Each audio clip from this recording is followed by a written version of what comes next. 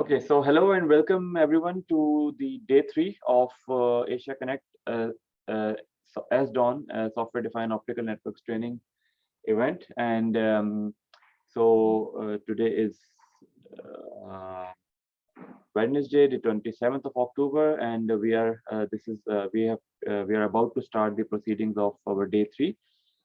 And let me just briefly highlight plan for today. So our day 3 plan, and then we'll start it off. Today we are going to have 5 different sessions or talk, whatever you name it. So the first one will be from myself. It will be uh, a very theoretical perspective on optical networks planning, design, and virtualization. And we will be mainly covering the design of the second generation of optical networks, which are famously known as the wavelength routing networks as well. But then, obviously, to complement this theoretical perspective, we have our indigenously built planning tool, which was built by our student. We name it Links for apparently no reason, but we call it Links. Anyway, it's a core optical network planning tool, and I'll show it to you guys with my team. 3 undergrad students actually built this tool, so quite an interesting work. And then we will be having a keynote, an invited talk by Dr. Filippo Cugini on open and disaggregated optical networking. After the lunch break, we have a very interesting session by Dr. Andrea, and a hands-on session by Dr. Andrea on netcons-based optical networks. Yesterday, Jan Kundret from CESNET talks about netconf and its potentialities, its strongholds.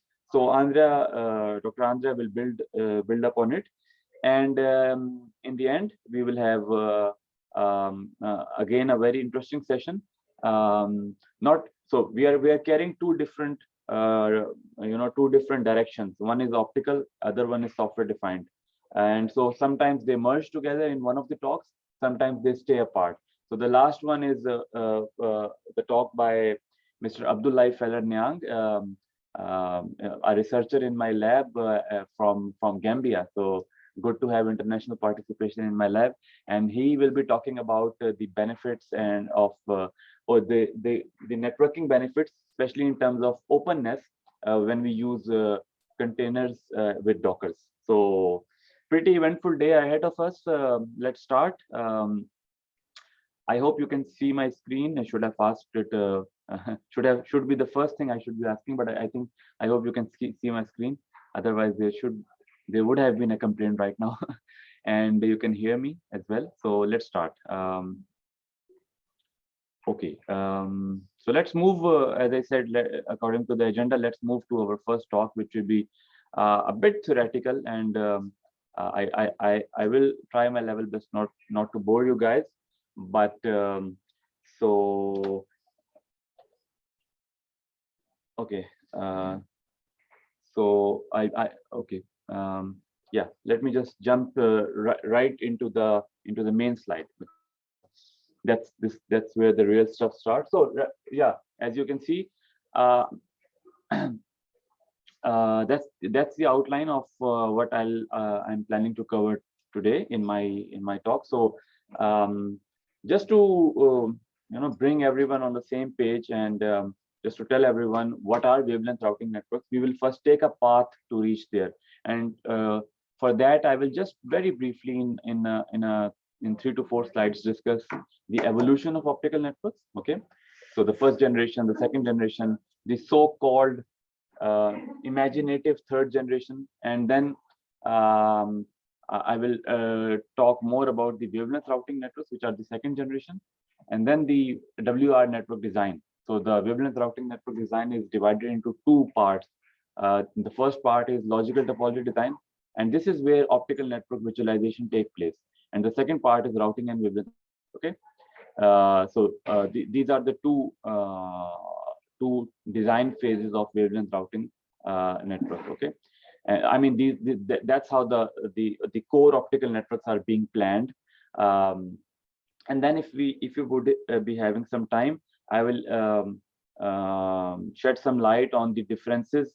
First, obviously, I will discuss the notion of elastic optical networks, already discussed in by Dr. Imran in one of his talk, but probably have a slight repetition.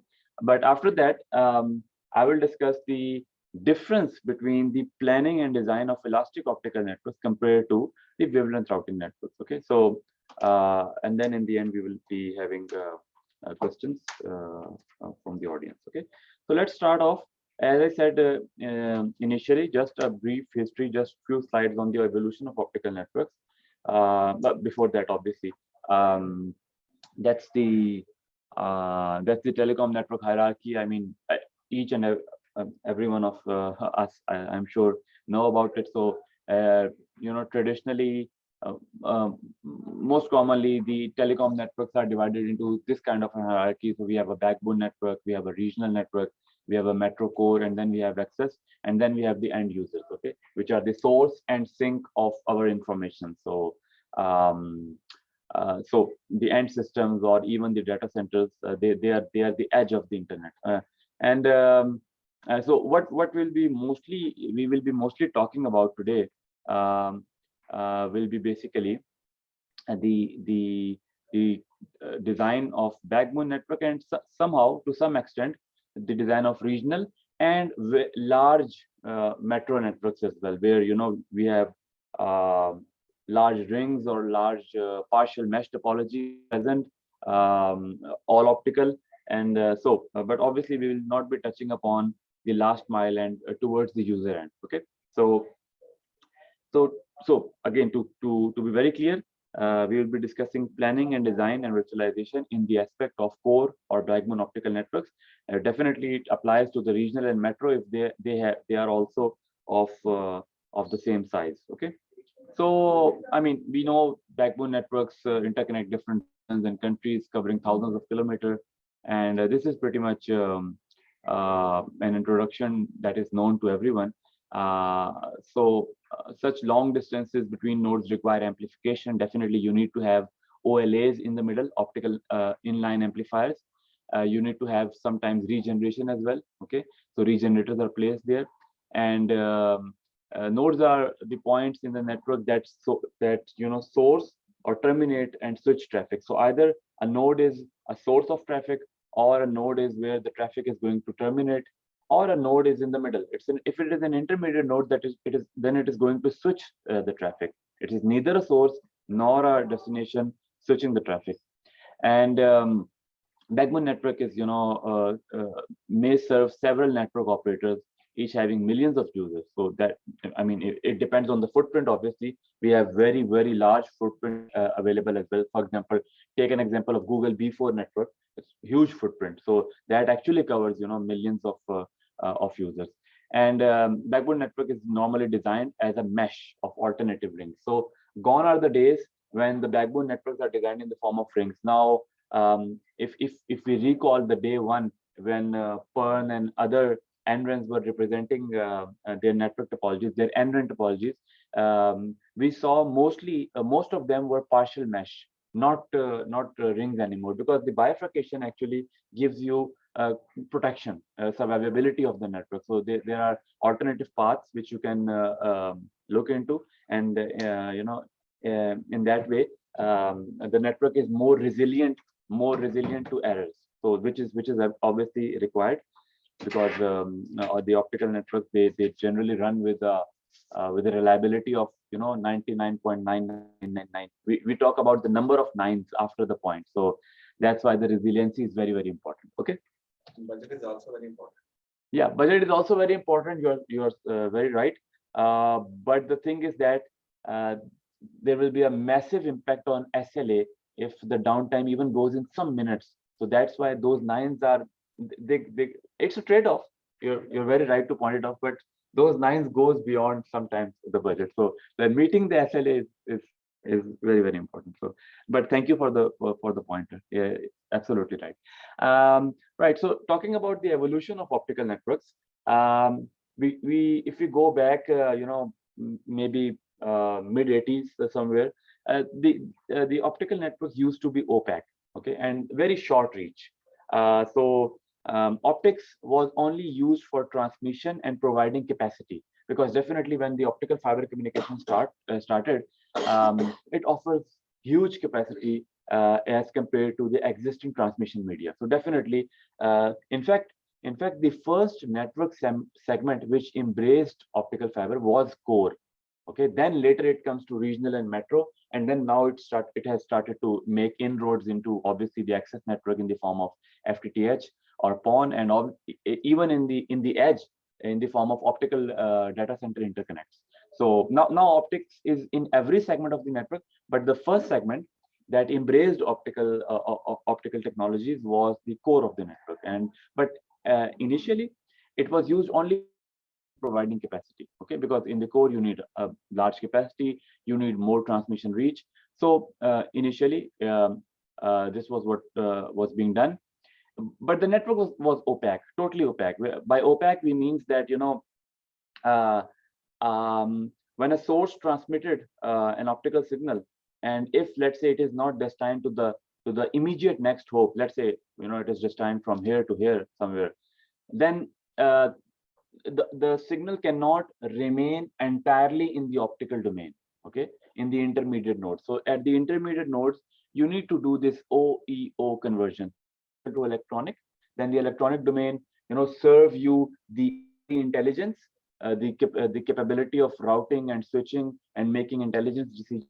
You need to convert it back into optics once again for the transmission. Okay, so optical fiber was mainly for, as I said, for transmission and communication between point to point links. But at nodes, all the intelligence was provided still via the electrical domain. So we famously in books, I'm not sure if that's the same term used by industry. Famously in books we tend to call it the first generation of optical networks, okay, which were opaque point to point network. Okay, then moving on further, there's one more slide just explaining the again the details that I just mentioned. So optical transmission capacity increased several folds by WDM technology. I mean, when we started multiplexing many optical channels into a single stream, that's what the concept of WDM is. We started to have a further increase in the capacity, and definitely OEO, so optical to electronics and electronics to back to optics, converts signal into electrical and electronic form. So I think I've touched upon these points. Moving on further, next after opaque. So the first generation opaque, then translucent.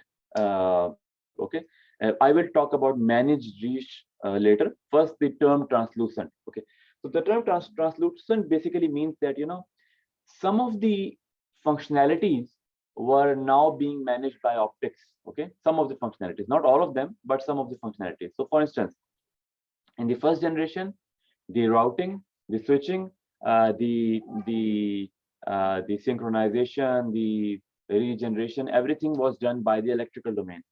But in this, we again in the theory guy, the people who teach courses or follow books. So in books, we generally tend to call them the second generation of optical network. Okay, so translucent network. What does that mean? It means that the OEO is still there, but some of the optical channels, which we famously call, which we use a term light path for that. So let me first explain what light path is. So a light path is an end-to-end optical channel. Okay, light path is an end-to-end optical channel which remains entirely in the optics domain from the source until the destination. Okay, so some of the light paths or some of the optical channels stay in the optical domain depending on the signal quality, which is measured by the OSNR, optical signal to noise ratio, throughout the network. So that is what we call the translucent network. So if you have a look at the diagram as well, over here in this network, you can see that this green arrow is showing a light path going from this node to this node. Okay, right? And then from here it was added into the network, and from here it goes towards the first, dropped from the core network, goes into the metro ring, and then towards the local access via the upper layer devices, as you can see a router being shown over here. Okay, and then obviously behind the router there must be clients, which are the sources and sinks of the information. Okay, which are for which the information was destined. But the important principle, coming back to the evolution of optical network, is that this is where the second generation of optical networks differ from the first generation. So now you have the optical bypass capability. Well, what does that mean? You don't always have to convert each and every optical channel back into electronics, and then do all the processing, and then decide that, oh, it was not even destined for me, it was destined for some other node. So I was just an intermediate node, I switch the traffic. So you can do that by staying entirely in the optical domain. Okay, and I'm not going to talk about the physics, but there are wavelength selective switches or ROADMs, reconfigurable optical add drop, which has this bypass capability. So, a ROADM is a device which can add some channels, which can drop some channels, and then it can also bypass some channels. So the channels which were neither destined for this node nor originated from this node, they can simply bypass from that node. Okay. So now coming to the term managed reach, what does that mean? You can see that, in the topology, as an example, some of the links are shown of short reach, while some of the links are shown with a slightly larger, optical distance. Okay, so physical length of the link or optical distance, these are interchangeably used jargons. One are the same thing. Simply put, how long is the fiber? Okay, so you can call it an optical reach, you can call it the physical link length, whatever you want to call it. But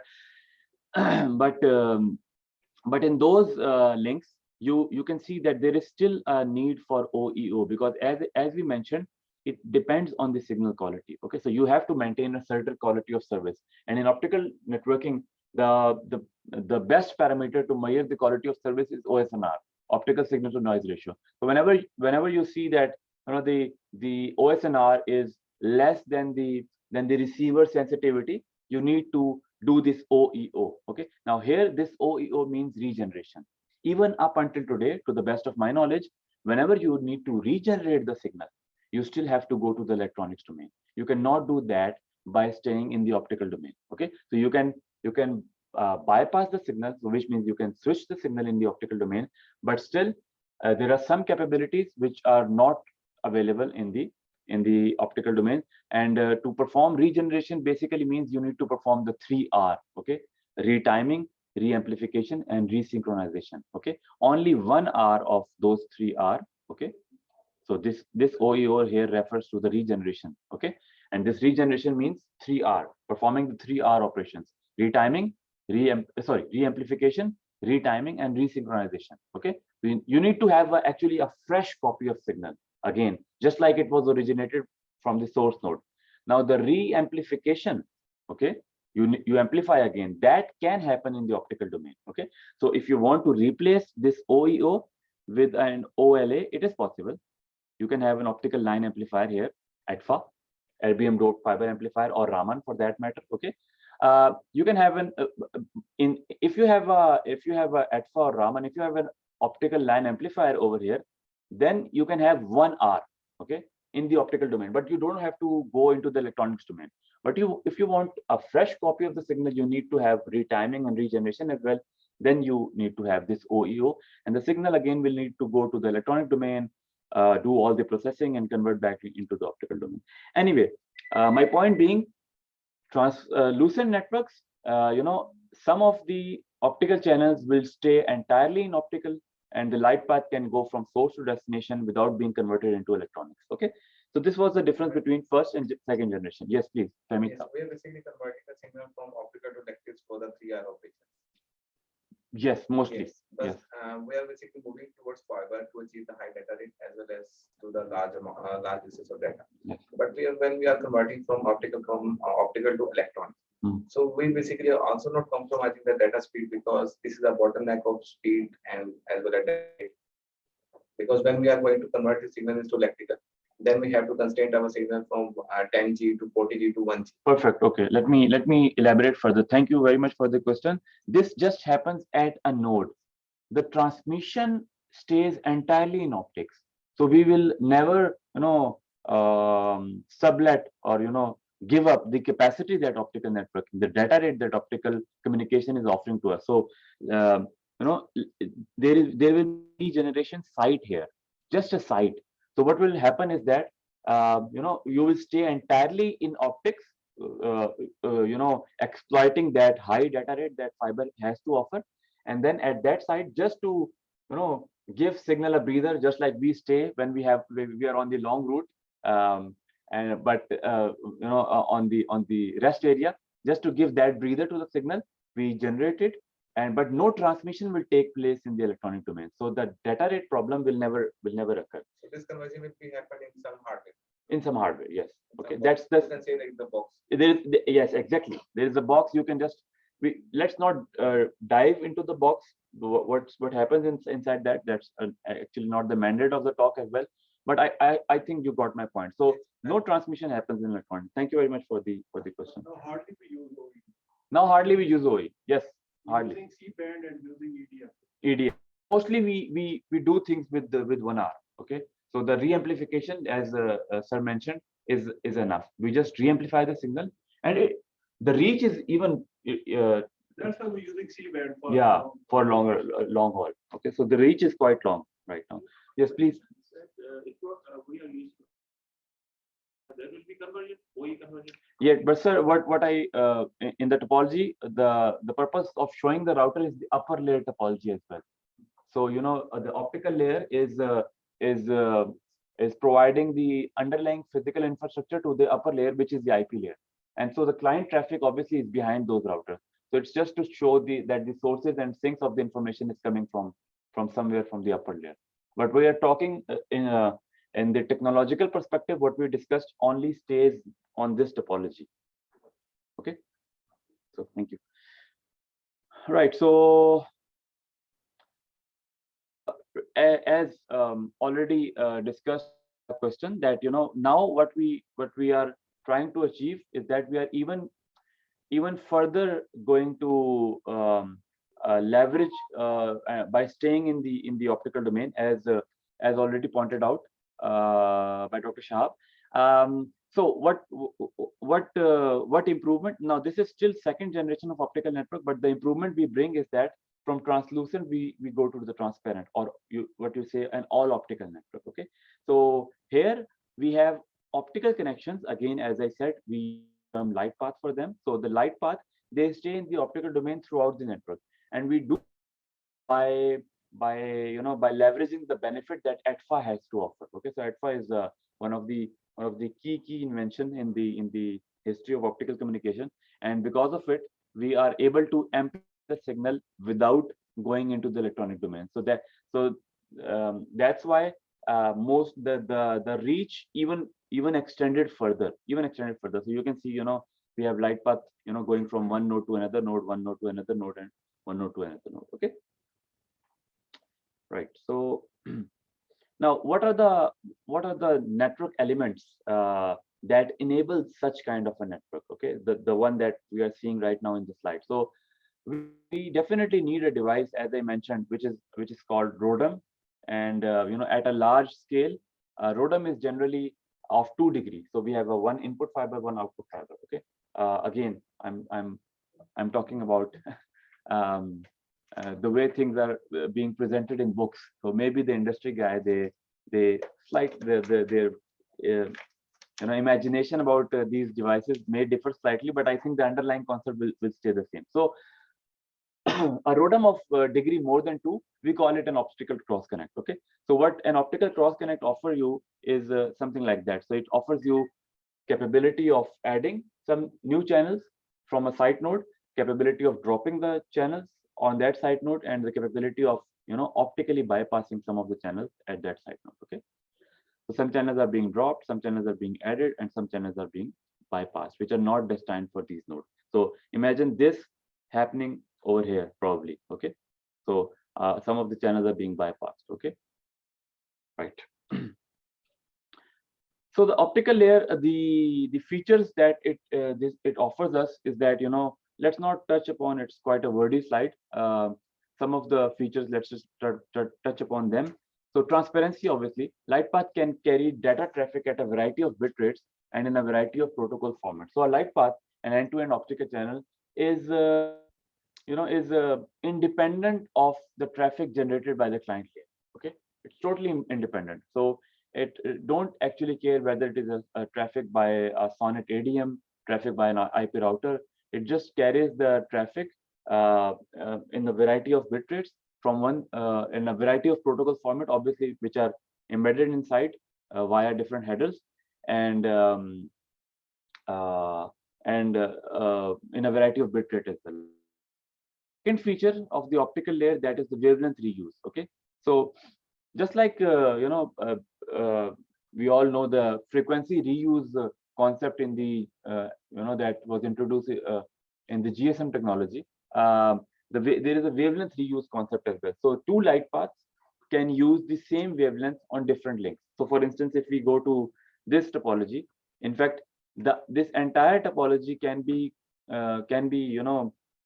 served via a single wavelength. So we can use lambda1 here, and we can use lambda1 again here, and we can use lambda1 again here, because all three paths are totally independent. There is no overlap in any of the light path route. Okay, so this is the route of light path 1, this is the route of light path 2, this is the route of light path 3, and there is no overlap. So if there is no overlap, what we have the wavelength reuse capability. So two light paths can use the same wavelength on a different link. Okay, right. And we have reliability mentioned earlier, that generally, obviously, the famous protection scheme 1+1 is there, but the capability to recover from network failures, that is also achieved. Okay, so this second generation, this one, the one that we just discussed right here, is also known as the optical network. Okay, this one. Okay, so now what we are going to do in the rest of the talk is that we are going to delve into the planning and design of wavelength routed networks. Okay, so is pretty much what we have already covered. Let's just read it out again. Wavelength routing net utilizes the concept of circuit switching to establish all optical connections, light path, which traverse multiple fiber links and optical nodes.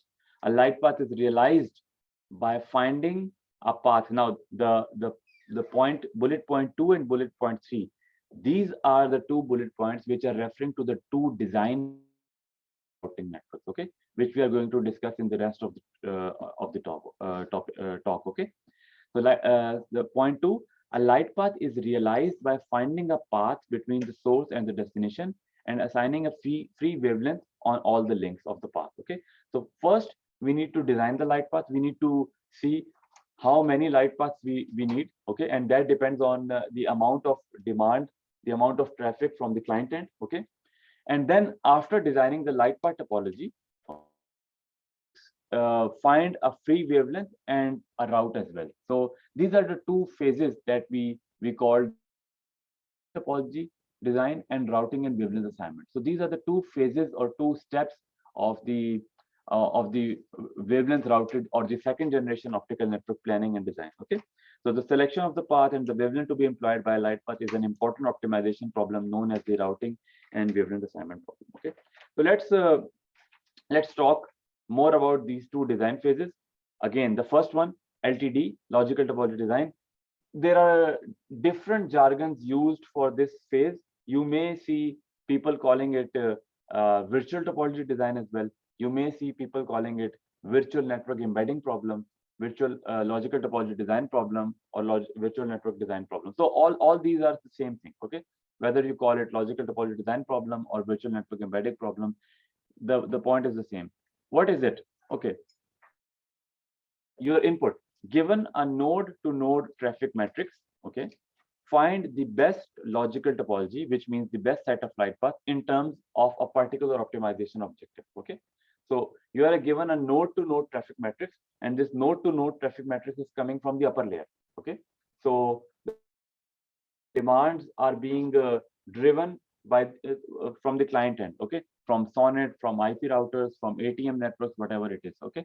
And you are given a node to node, see their traffic metrics, and you see, okay, for to serve these traffic demands, how many light paths I need, and how should I, connect them together to form a logical topology, okay. So this is what we call a logical topology design problem. So best set of light paths in terms of cost, price, and performance, okay.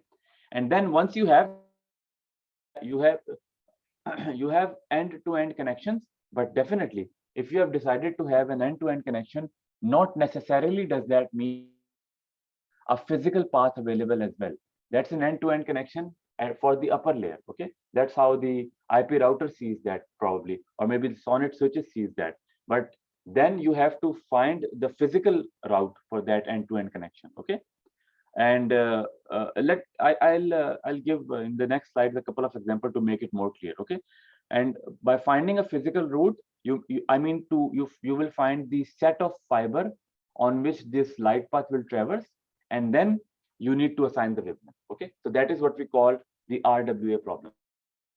Bring it up, the planning or design of the second generation of optical network, which is famously called as wavelength routing network as well, is divided into two phases: logical topology design problem, okay. Input is node to node traffic, output is best set of light paths. And the second assignment problem, input is the best set of light paths from the first phase, and the output is a route and a wavelength for each light path, right. Example, let's see an example, and I'll so this will be cleared to you guys by two examples, okay. Just to differentiate between logical and physical topology. Very simple example, I would say a toy scenario, okay. So we have a physical topology, and just to make this toy scenario a little bit complicated, I've made it direct. The case in practical scenario, you never have a directional fiber between city A and city B. You never deploy a fiber like that, okay. I just made it directional for the sake of making this toy scenario a bit complicated. Let's assume that between this, the fiber is in this direction, and then this, and then this, and then this, okay. So it's a ring topology. That's your physical topology, okay. Now let's suppose that how the upper layer gave you a demand matrix. Definitely it would be something like that, okay. It would be a 4x4 matrix with zeros in the diagonal, because the node is not sending traffic to itself, okay. And then you have some traffic demands over here, okay. Some 5 gigabit per second, 10 gigabit per second, whatever is required between a particular pair of node, okay. Let's say between city this and city this, you need that much amount of traffic. Now you see this demand matrix. This is what I call a traffic matrix, and you decide how many light paths I require. So that's your first phase, okay. And you say, okay, let's say from this traffic matrix, I need to have a light path from here to here. I need to have a light path from here to here. I need to have a light path from here to here. Now this logical topology is how the upper layer, the client layer, let's say the IP layer, is seeing its connection, okay. That's not how the connection are actually realized on the physical topology. When we bring this logical topology and embed it on the substrate physical network, this is what happens, okay. So you have a connection from here to here, but because I have made it directional, the path to go from here to here is this one, okay, physical path. So this is your red lambda right here, okay. Then you have a connection from here to here, but the path to go from here to here is this one, okay. So this is how. And the third one is as a coincidence, you have a connection between these two SONET switches or IP routers, whatever is the client layer, whatever is the upper layer, and coincidentally you have direct physical fiber available as well. So you will just route it via this purple lambda, okay, over here. So this is how, first of all, what this slide is depicting is the difference between the two type of topologies: the logical topology, okay, which means the client view, and the physical topology, which means the view of the operator, okay. So I mean, how the network infrastructure owner views its topology, right? Okay.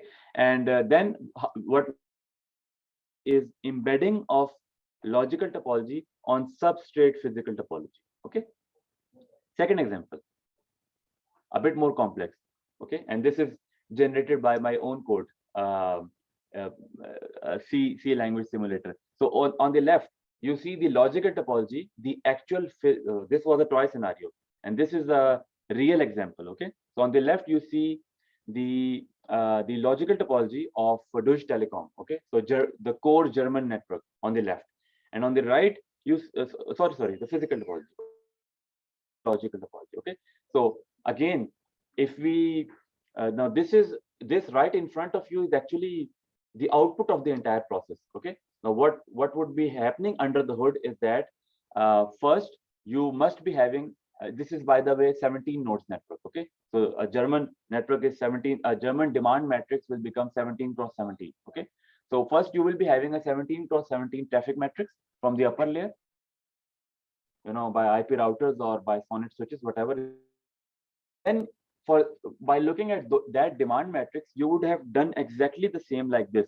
You would have decided the best set of light paths. Okay, so the first phase. Okay, you are given a node to node matrix and you find the logical topology, which means the best set of light paths. Okay, and you do so by keeping some objective in mind. Let's not talk about that for the moment. And but you decided, okay, to fulfill this demand matrix, I need to have that many light paths between all these nodes, right? And then in the second phase, what you do is that you embed all those light paths on the physical topology. Okay, now the embedding is not shown over here because that would be much more complex. It's not like a toy scenario given right here. It's very easy to see the embedding over here, that okay, this is the light path, this is the path, the red lambda, this is the light path, the green lambda, this is the light path, and the purple lambda. It's quite simple to see over here, but over here what we are seeing is just the physics. Now you can imagine yourself that, for instance, if there's a light Frankfurt and right here, okay, this one, you can see that there is no direct path. No, it's not Berlin, whatever. It is Berlin. Okay. So you can see that there is no direct light path, and definitely this light path is going to realized via via this route, or probably via this route, and it will be given a lambda as well. So that's the second phase, routing of that light path and the wavelength assignment. Okay, right? I hope that the now. So again, to design or plan the second generation of optical networks, which are famously called as the wavelength routing networks, we need to follow these two phases. Number one is the logical topology design phase, and number two is the routing and wavelength assignment phase. Okay, and by the way, these two phases can be done jointly, but they are seldomly done jointly, because the people who are going to do logical topology design are different, and the people who are going to do the routing and wavelength assignment are different.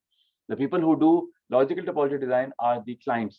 Okay, the client is someone. There can be more than one logical topology on a physical topology. Okay, there can be more than one logical topology. For example, in Pakistan, let's assume that only I'm just creating a scenario. Let's assume that only PTCL is the one who is the owner of the entire fiber infrastructure. Let's assume, and then PERN has its own demand. Okay, and that demand is converted into the set of light paths.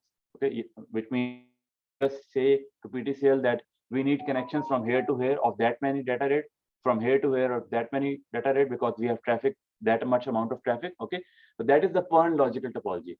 Now the logical topology design problem should be solved by PERN. Okay, I mean, in my example, I'm not saying exactly if it is happening like that. And the routing and wavelength assignment problem should be solved by PTCL. Okay, so PTCL should take their demand. Okay, output of LTD becomes the input of RWA. So for PTCL, the output of their design process becomes the input. Okay, and they will see that, okay, we have a light path between here to here for PERN. We will see which route we can follow, because not necessarily we will have a direct physical link for that light path. Okay, and then we assign the wavelength. Okay, so that is why traditionally the two phases stay apart. Okay, one is solved by a different entity, the other one is solved by a different entity. Okay. Yes. For routing of the wavelength, What type of protocol we use? We use same Day-03 protocols, the IP protocols, or some other protocols? No. Yeah, it's different. So for the routing of okay, so to find the route, to find the route, you can apply even Dijkstra as well. So you just need a simple algorithm. I mean, there is not a need of protocols like the fancy protocol like ISIS, OSPF, or BGP, like that, because these are circuit switched. So the routes will pretty much stay kind of static throughout the predefined routes. Yes. So I mean, you can just you can when you were about to do the green deployment of the network the first time, you can just predefine, because light path, the entire optical net, this entire discussion what we are doing is in the context of circuit switching. Okay. Now, if we go to the to extend the answer to your question further, if we go to the third generation, if we somehow in future have the third generation of optical network, which are called the packet switched optical network, which we don't have right now because there is no concept of optical memory, just like that we have in the router. We have the concept of buffers. Packet can stay in buffer. Okay. Optical memory can be achieved via delay lines or something like that, but not exactly. That's not exactly the same notion, or the mature technology that we have in the electrical domain inside the router. So that is why there is no real, to the best of my knowledge, there is no real packet switched optical network. I believe all optical networks. Yeah. Linked to the source, and then we go. The laser has fixed wavelength. Yes. The photodiode has fixed wavelength. Yes. Fixed. Everything is manual. fixed. Yes. We are doing this manual. I think that's why the assignment of wavelength is also very easy if you have a predefined path. Yes, we will just see in a few slides that we can just use heuristics like first fit. So just assign the first available wavelength. That's it. Okay. All you need to see is if there is a wavelength free for the entire path. Okay. So how you implement quality of services for the fixed length or first? This is basically first in, first out. By default, I think no, the first fit wavelength assignment heuristic is not exactly the FIFO. It's because there is no, again, as Dr. Shah mentioned, there is no concept of going out. The light path stays there for. In the research papers, you will see many researchers discussing the problem of dynamic. We are going towards that, but still, I mean, people with industry experience can confirm that once you deploy an optical channel, I think it stays there for years probably. Okay, it stays there for years. So it's pretty much whatever planning and design I am discussing right here is quite static and offline. It happens once for the green deployment and then it stays as it is. Okay, but it happens like that, as we are mentioning. Anyway, so moving back to this complex example, a slightly complex example, it can get more complex than that as well. You can see that you have a physical topology and then you have a logical topology over here. We have to also give the redundancy path. Suppose I have fixed a one channel or one path for the communication. Yeah. That's for this path basically is not available now. Then we have to create another. Yeah. Yeah. Generally, as I mentioned, that is what we call the 1+1 protection. So let's say now this is not a ring anymore, but a ring has the natural ring topology has the natural ability of providing this 1+1 protection, because if you are following the clockwise path, that is a shorter one, the anti-clockwise becomes the backup path altogether. But this is a partial mesh, which is mostly the case these days. Mostly, again, to the best of my knowledge, throughout the globe, all the core network topologies, including PERN and PTCL, partial mesh, not rings anymore. So as I mentioned, you can have this path as the serving path and another path, but there should be absolutely no overlap on those paths, because I mean to say that let me take an example. So how we basically define that the traffic should move from downward path instead of upward if both links are active? One is your active link, the other one is your backup link. How we can define in it will be this again, it is predefined. It is predefined. I mean, you have decided that you are going to do that, so you have programmed your switches and your devices like that. Okay. Right. So 1022. Okay. I think we are on time. So again, summing it up once again, you can see, the upper layer devices, IP routers, SONET nodes are connected by means of light paths, which are point-to-point logical channels. And then there is the physical topology. So, in the figure, the colored paths representing the light path topology. To draw the light path topology, it will be something like that. So you can see that, the one is the the client layer, I mean the IP router or SONET node, having a look at its connection with its connection, having a look of its connection with 3 as a direct one. Okay, and then 2 to 4 and 3 to 4 is something like that. So the logical topology is this, but the physical is this, and then the embedding over here. Okay. Right.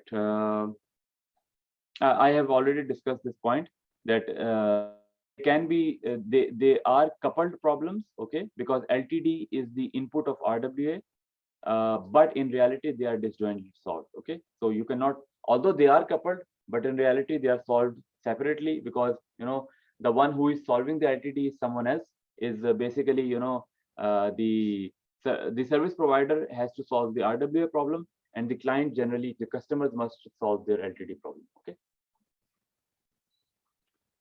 Now I will now we have discussed that, okay, how the design of WR networks happens, the two phases. We have seen some examples.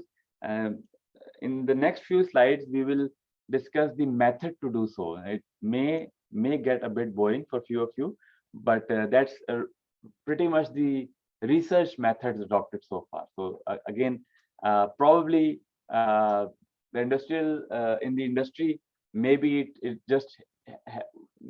it's happening even manually, very simple, or maybe through Excel sheets or like that. But what we are going to discuss now is are the research methods that we have adopted in the papers when we solved the LTD problem or the RWA problem. Okay, so the design goal of LTD obviously is to minimize cost. Okay, and minimizing cost can mean reducing the number of router ports, or probably reducing the capex or opex or whatever it is. Okay, so what now talking in terms of computing, this is an NP hard problem. Okay, a non-deterministic polynomial time hard problem, which means that you can not have an exhaustive I mean, when the problem size becomes large, you cannot solve it in polynomial time, which means a reasonable amount of time to find an exhaustive solution. Okay, so finding an optimal solution is often impossible. Often means if you have a network of 6 node or 10 node, you can do that. You can exhaustively see all the solutions possible. Okay, that for this demand matrix, I will if I have these set of light paths. Okay, this is the final answer, that this will be the cost. Another one, this set of light paths, the cost 2, cost 3, and you compare all possible solutions exhaustively, all possible, and then you see, okay, this was the lowest cost solution. This is my final logical topology.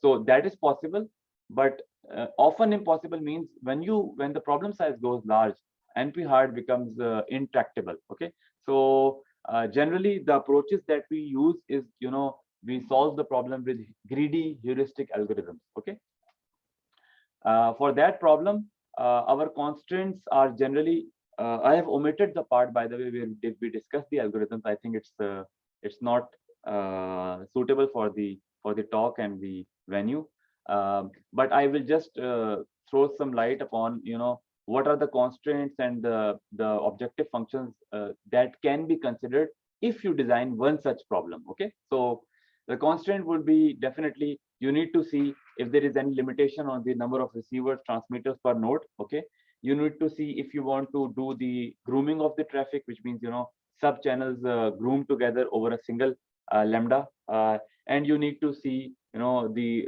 routing algorithms which are going to be used. Okay, on the other hand, the utility function, which means the objective function, can be many. Okay, so you would like to minimize the length of multi-hop paths in the logical topology. Probably you want to minimize the electronic switching. Maybe if if the electronic switching is more expensive, probably you want to minimize the congestion on light paths, and probably you want to minimize the monitoring cost or something like that. Okay, or even you want to minimize energy efficiency or some other performance metrics. Okay, now as I said, we will not discuss the algorithms. That's oh, okay.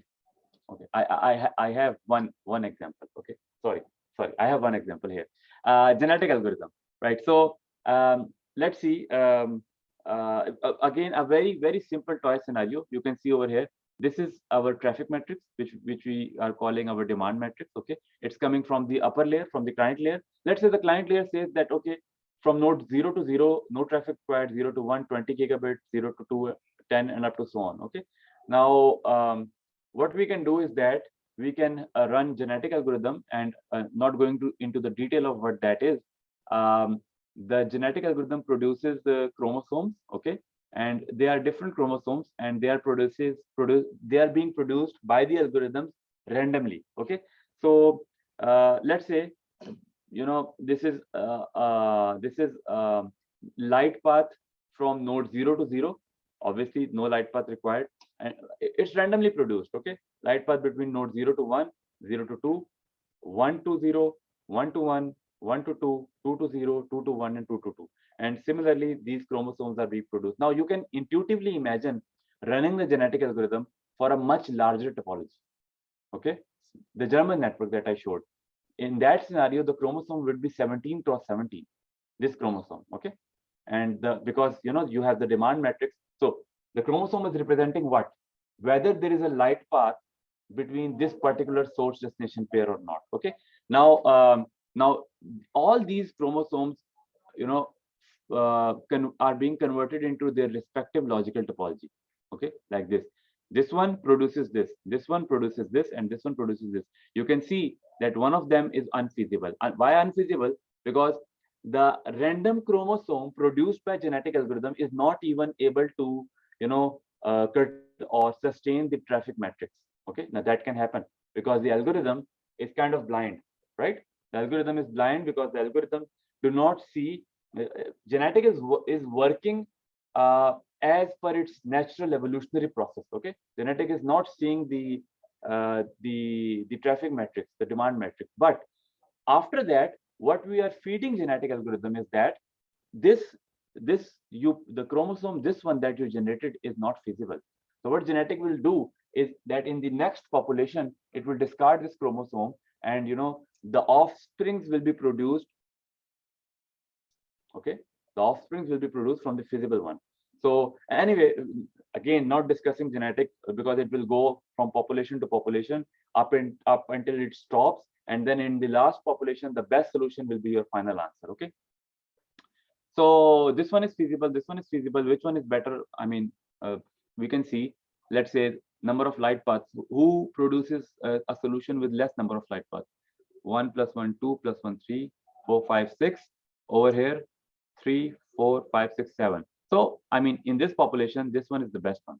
Okay, so this one, although both are feasible, right? Both are feasible solutions, but this one is producing the best set of light paths. So that's the logical topology design. Okay, right? Let me skip the remaining detail of genetic, I think. Okay, mutation and crossover and all those parts.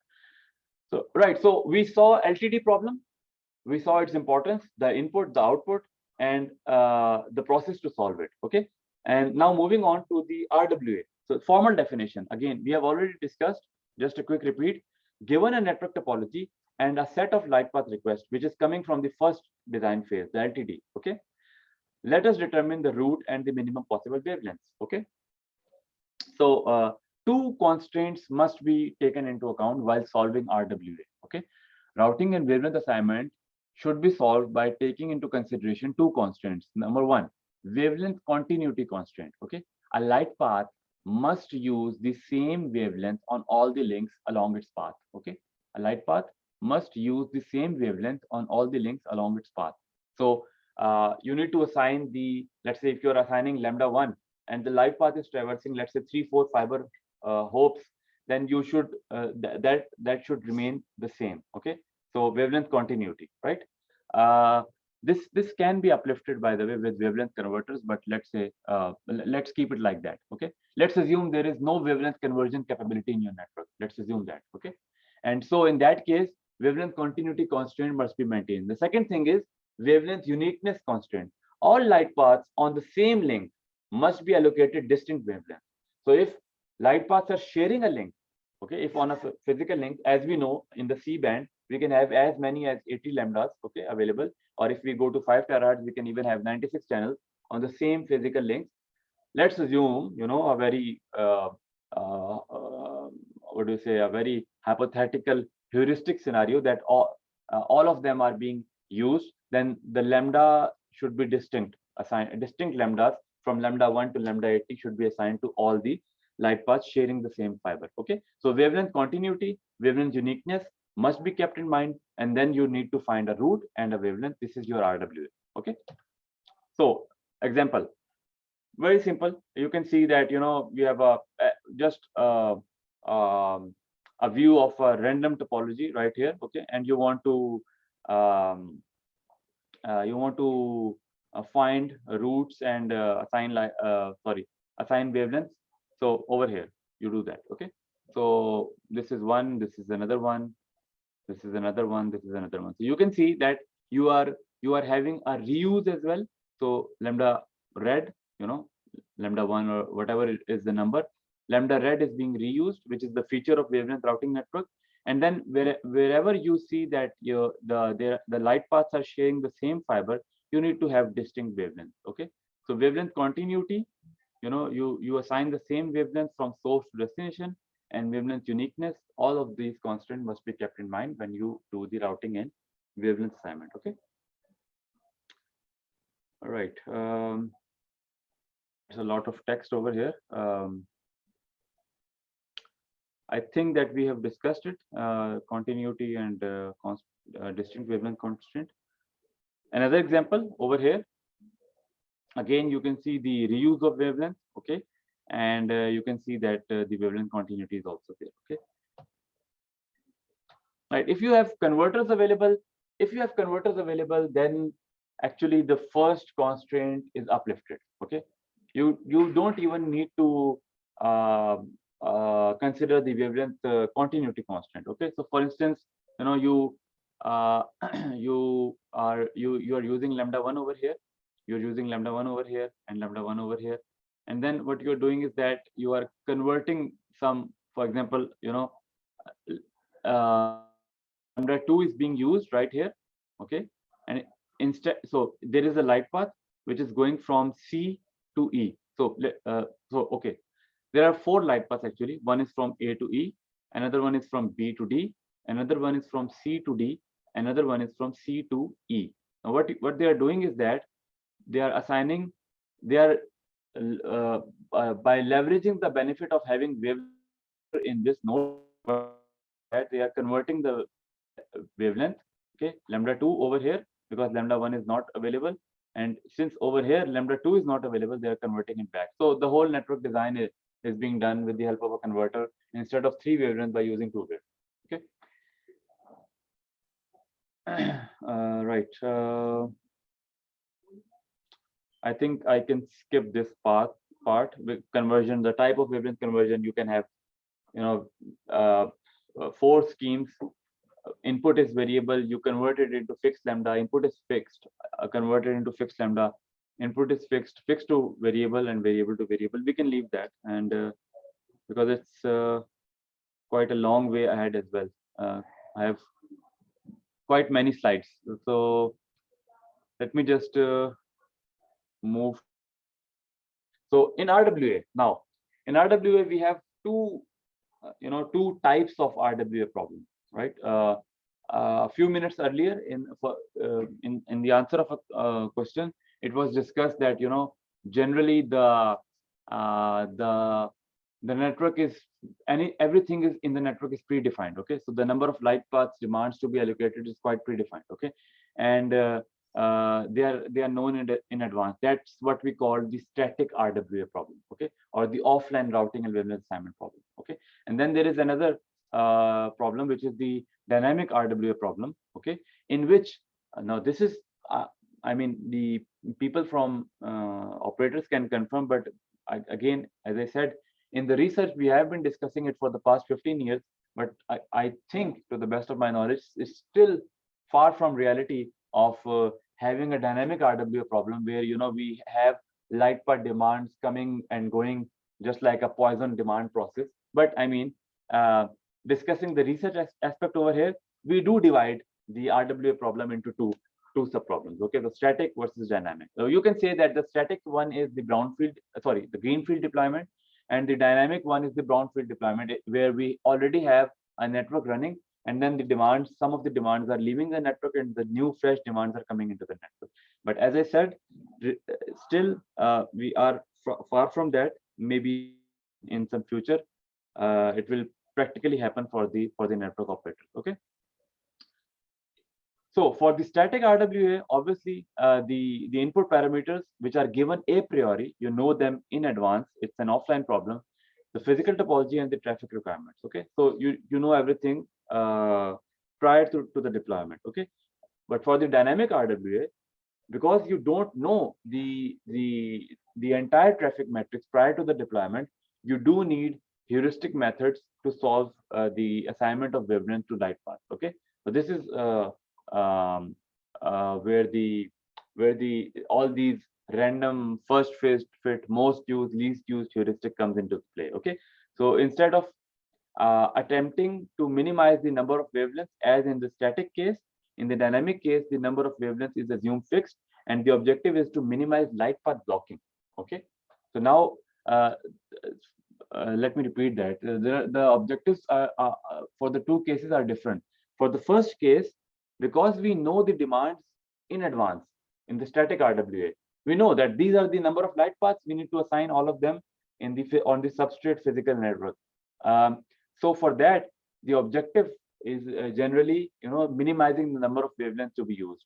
But in the dynamic problem, because the demands are served as they come and go, so for that we generally try to minimize the blocking probability, okay. So we try to minimize the as low as possible number of light paths should be blocked, okay. So if we look at the assignment scheme, we have least used, which selects the wavelength that has been least used in the network so far, okay, and the aim is to balance the load among the wavelengths. Then we have the most used. I'm going a bit quickly over here, okay, which attempts to select the most used wavelength in the network opposite to least used, okay.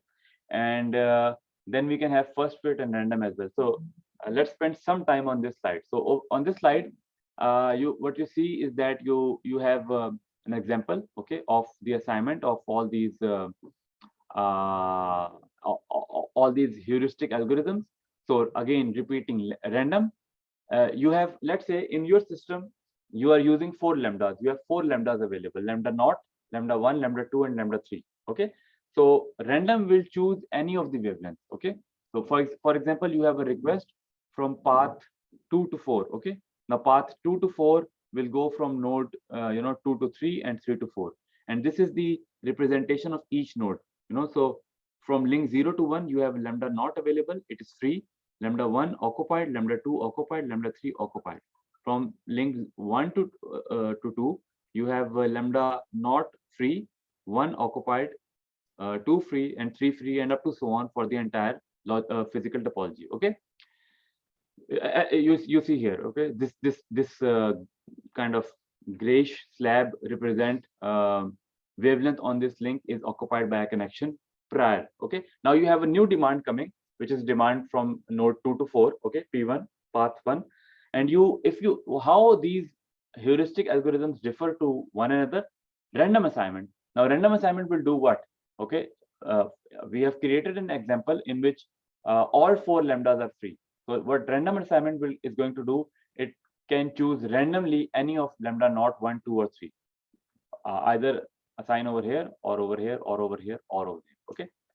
First fit will do what? The first available wavelength that is, that is present in the network. So it starts looking from lambda naught, and when it looks to lambda naught, okay, I have lambda naught available on 2 to 3, I have lambda naught available on 3 to 4. Let's not move ahead. Just use that one and assign the light path using that. Okay. Then the least used, it's that one is going to count,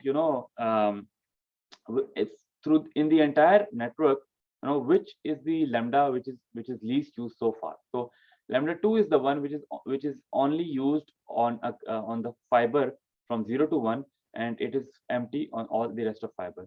So the least used will assign lambda 2. Okay, and the most used will see which are the pair of which are the lambdas, which is the lambda or lambdas, which are being used most in the entire network. And since in this scenario we have 1, 2, and 3 lambda naught used on 2 links, lambda 1 used on 2 links, lambda 3 used on 2 links, so it will choose any one of them. Okay, so these are the example of a greedy wavelength assignment heuristic that can happen when you have a brownfield deployment scenario. And why we are using heuristic in this scenario is because you don't have time to set up light path, so you cannot have a latency. You cannot afford a latency in setting up a light path. So that is why you cannot go to algorithms like genetic or some other fancy algorithm. You need to have a greedy heuristic which makes a decision at the instance, okay, immediately, right? Okay, so this is pretty much the end of the the first part of my session, which is the larger part, larger in a sense that we started with the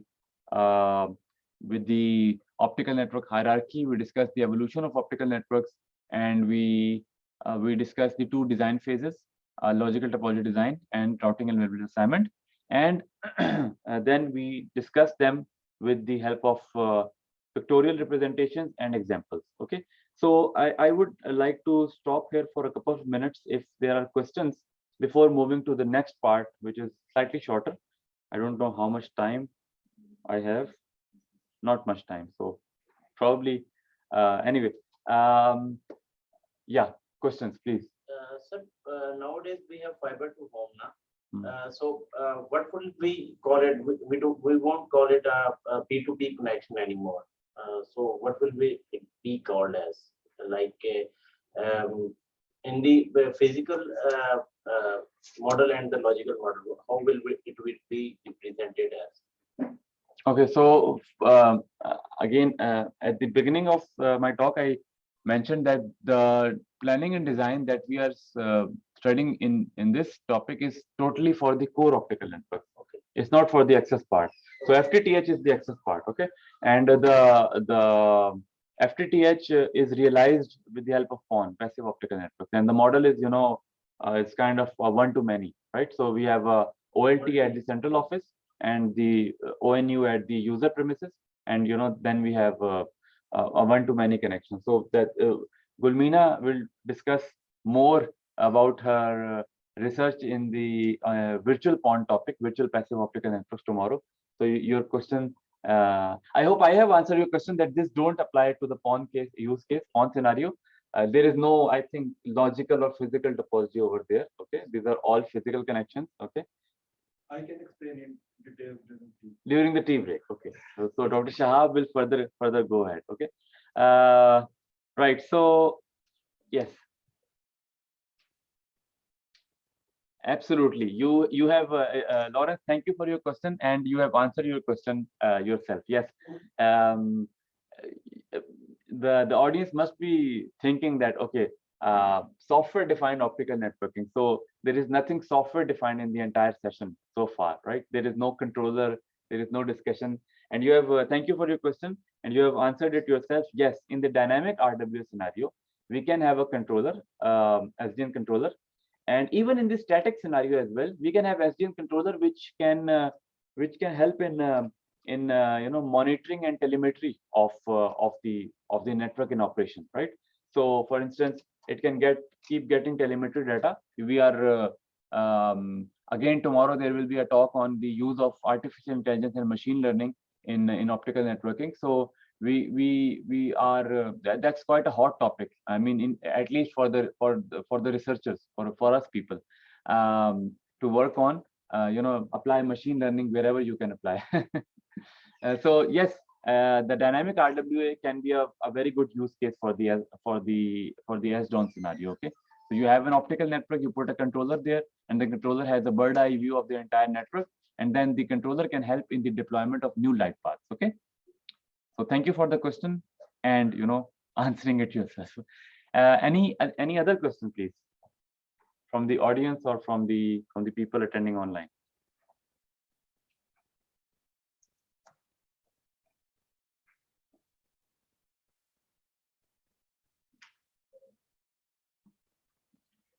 Okay, so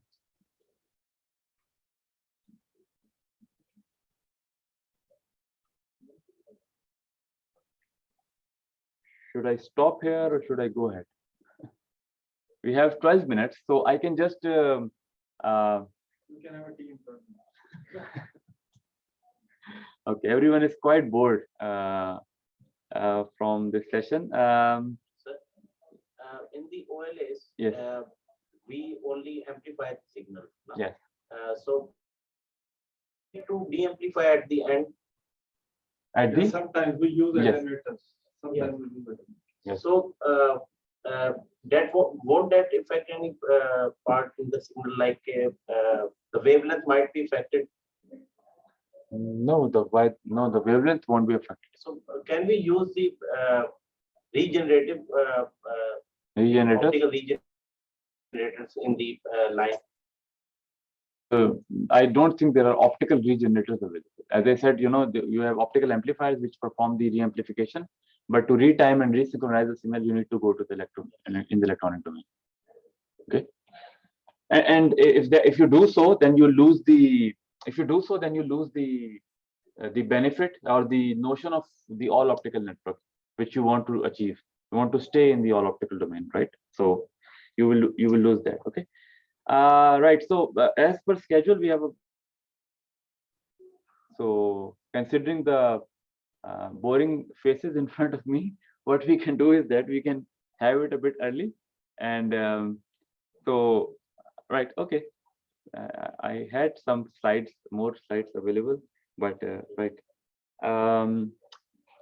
Okay, let me conclude it by just mentioning what was the second part of the talk. Let me just conclude it. So this was what we used to do so far. Okay. Now there is a notion that Dr. Imran mentioned, which is called elastic optical networks. Okay. If we look at the Cisco Visual Networking Index, okay, if you have a look at it right here, and I suggest you go and look at it yourself. Cisco VNI, Cisco Visual Networking Index. It's a very, very reputable measure. Cisco issues kind of a white paper every 3 months. Okay, and Cisco, in that white paper, Cisco predicts its analysis. Okay, first gives the current numbers because Cisco is a networking giant. So first it gives the current number that okay, where the traffic is lying right now. Let's say we are in 2021. Okay, now this VNI report is from 2017 to 2022. But let's say if you go and have a look at the latest VNI, it is saying that okay, the current traffic is I don't know, more than 300 exabyte per month. Okay, and it is comprised between like this. Okay, so we have non-smartphone traffic, we have smartphone traffic, which is a much larger chunk. Okay, the point of mentioning it is that this number. Okay, so with the new technologies coming into play, like 5G, on video on demand, and other new technologies, Professor Luca mentioned a lot of the examples in his talk yesterday. Tactile internet, autonomous driving, all these Internet of Things. All these are what they are doing is that they are not only there is a gradual high increase in the global annual IP traffic, but also there is heterogeneity in the requirement. So you have some requirements which wants to stay in the network for a much longer amount of time, and their required chunk is a bit small. You have some requirement which want to stay in for a much longer amount of time, and their required chunk is a bit large. And then you have some requirement which would stay in the network for not for the permanent, but for some finite amount of time, and their required chunk is large or small or whatever it is. So the point is that very heterogeneous requirements. Okay, type of a problem. Okay, you must be thinking that I have already started. I have not. I am just concluding. To solve this kind of a problem, there is a notion of elastic optical networks. What EON does is that previously what we used to have is that we have lambda ITU, International Telecommunication Union, grid of 50 gigahertz lambda. So we have 80 lambdas. Okay, 80 lambdas in the entire C band. Now what we are going to do is that we are going to divide into a much finer granularity. So we have, instead of 80 lambdas, we will have 320 slots of 12.5 gigahertz each, and then you will combine these slots. Okay, so this will give you what? This will give you a better spectral efficiency, because you will have when you have a low requirement, for example a requirement of a sub channel, you can even assign light path by using a single slot. Okay, so instead of this scenario, you will be having, I don't know where I should draw it, will be having a scenario that you will have 320 slots of 12.5 gigahertz each. Okay, 80 lambdas of 50 gigahertz. This was the fixed grid network. This is what we are having up until now. But entity Japan, which is a pioneer in the optical telecom industry, has proposed this in their research paper, elastic optical networks. So what they have proposed is that instead of this scenario, where let's say if our requirement is 10 gigabit per second, we still have to employ the whole lambda of 50 gigahertz. Okay, but in this case, we can do that by just deploying a light path using one slot. Okay, so more spectral efficiency, but definitely I'm not going to the detail. This will go. This brings more new problems to the table. So the RWA problem now become RSA problem. I had some slides, but let's leave it in that. Now we need to do routing and spectrum assignment instead of routing and wavelength assignment, because we need to first select the number of spectrum slots, and then we need to find the route for that. Okay, so anyway, I conclude right here. Okay, this is the example right here of RSA. Okay, so I conclude right here. You can see that the different light paths are acquiring different number of slots over here. Okay, the guard band is not shown here in my example, but there will be a guard band as well. So you need to leave an empty slot in the middle. Okay, so this is pretty much it. Again, if there are any questions, please go ahead from the physical audience.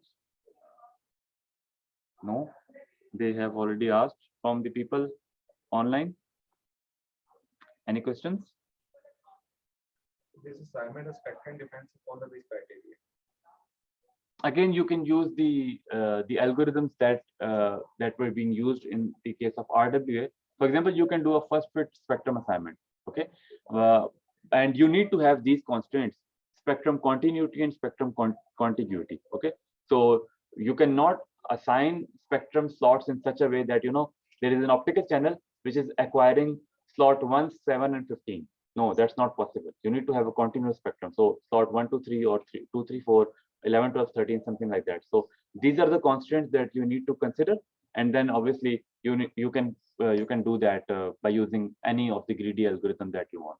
Okay. I'm just talking about how many spectrums specifically. It depends on the traffic demand. Traffic demand. Yes. So for example, some demands will be even you can assign a single slot, okay, light path to them, and some will need a super channel. So you may need to combine 7, 8 slots together. So for example, over here you see a light path of 4 slots, and you see a light path of just 1 slot. So how this behavioral classification can be defined? This is basically, first you need to be classified, set the behavior of each spectrum. On which criteria will we set these behaviors, and how we basically classify the lambdas, that this type of lambdas required how much spectrum? As I said, the story will begin from where it used to begin. You have a demand matrix. The traffic demand will tell you the number of slots required, and that number of slots will then, then you see that, okay, the traffic demand is saying that you need 2 or 3 or 4 or 5 slots between these pair of nodes, and then you will see the pair of node on the physical topology. You will see which spectrum slots are actually free and available, and by using any algorithm you will then assign those slots. So I don't know if by classification I'm not really getting your. Have I answered your question? Classification means that you have to basically classify your demands. That for this demand. For that, you can use a simple ascending or descending order. Generally, researcher, when they solve the RSA problem, what they do is that they for the entire German topology, 17x17 traffic matrix, they do what they do is that they arrange it in descending order. So starting from the highest traffic demand, so that you fulfill that first, and then moving on further to the lower ones, because the lower ones will require less number of slots, so it will be easy to find continuous path. Okay. So let's suppose if I have demand that we need 4 spectrum, but Okay. available spectrums are 2, what will we do? No, obviously in that case, Traffic will be dropped. yeah, it cannot be Or the fulfilled. available bandwidth will be assigned. No, in general, these SLAs are that you need to have. I mean, if there is a demand of 4 slots, you need to have 4 slots available. Really sorry.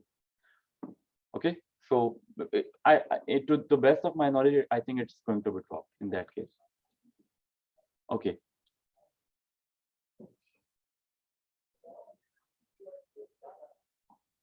Well, in fiber core, I don't know what you mean by core, but I mean in a single fiber, okay, in a single fiber, we're just talking about one line or one thread of fiber. We can have 80 wavelengths available in the C band, if we or 50 gigahertz. Yeah, Just for C band. Just for C band. Yeah, we're talking about just for C band. We're not talking about L band and S band. So again, the discussion will go long. There is if you read research papers, people are working very actively on wideband optical networks, okay, where they are trying to exploit the available bandwidth instead of deploying new ones by using the L band. So they complement Raman amplification, because ETFA don't work very well. They complement Raman amplification in the L band, and not really my area of strength, but anyway. Then sub-carrier multiplexing, no range. Yeah, sub-carrier multiplexing. So is there a such thing called dynamic RSA? Yes, absolutely.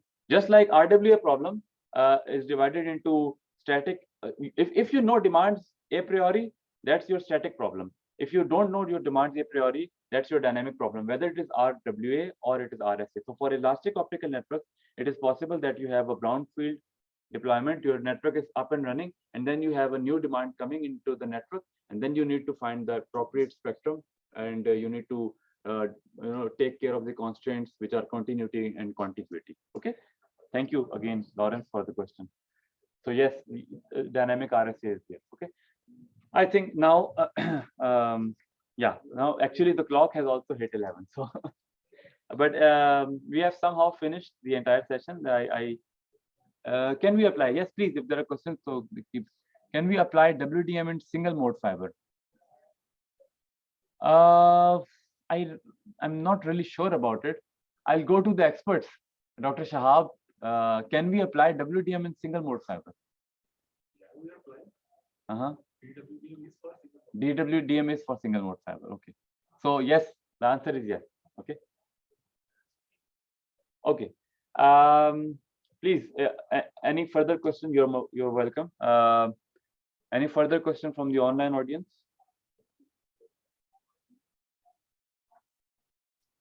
Okay, so whatever we have discussed theoretically from 11:20 till 12 Pakistan Standard Time. So after 20 minutes time, we'll have a tea break of 20 minutes now.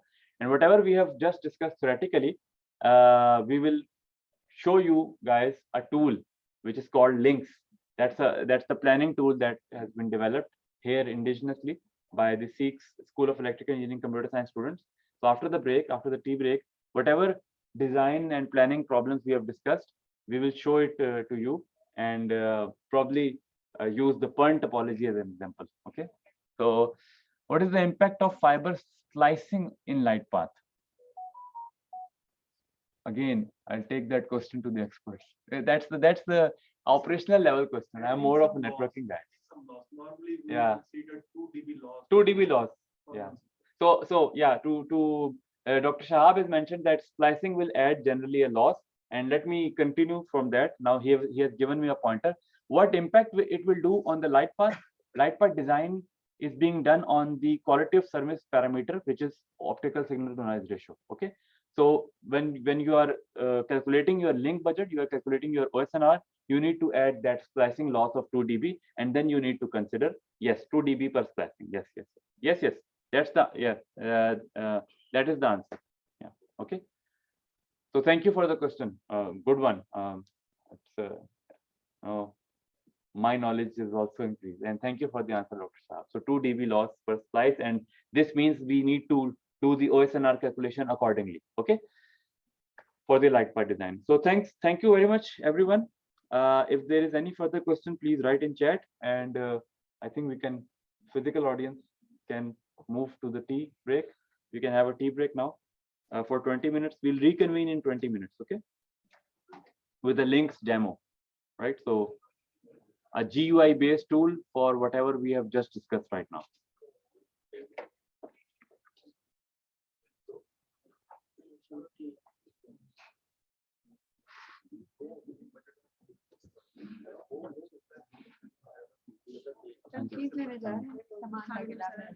जी हाँ, क्या हाल है? हाँ जी, चलिए आपको दिखानी है। हाँ, मैं अपनी प्रैक्टिकल दिखाऊंगी आपको।